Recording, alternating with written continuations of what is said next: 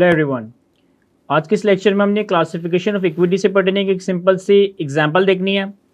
कहता है identify the classification of the following financial assets, investment in shares held for trading purpose and investment in equity shares. The entity has no intention of selling these shares in foreseeable future.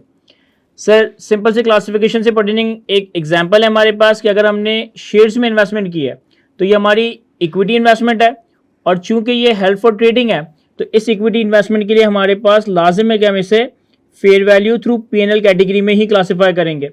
अगर हमारे पास equity shares, अगर हमारे पास equity investment trading purpose के लिए हो तो लाजिम है कि हम इसे fair value through PNL category में अकाउंट फॉर करेंगे। सेकंड, हमारे पास इन्वेस्टमेंट इन इक्विटी शेयर्स हैं, यानी कि इक्विटी इन्वेस्टमेंट्स हैं, और कहता है कि कंपनी की कोई इंटेंशन नहीं है कि कंपनी इन शेयर्स को फोर्सिबल फ्यूचर में सेल कर दे। अब इस केस में ये शेयर्स हेल्ड फॉर ट्रेडिंग नहीं है, यानी कि ये कोई लॉन्ग टर्म इन्वेस्टमेंट या कोई स्ट्रेटेजिक इन्वेस्टमेंट है। तो इस केस में हम ये नहीं कहेंगे कि हमने इसे फेयर वैल्यू थ्रू ओसीआई में ही रखना है। इस केस में हम दोनों बातें करेंगे कि अगर कंपनी चाहे तो कंपनी इस इन्वेस्टमेंट को fair value through OCI category में रख सकती है, लेकिन फेयर वैल्यू थ्रू ओसीआई का ऑप्शन इररिवोकेबल ऑप्शन होगा।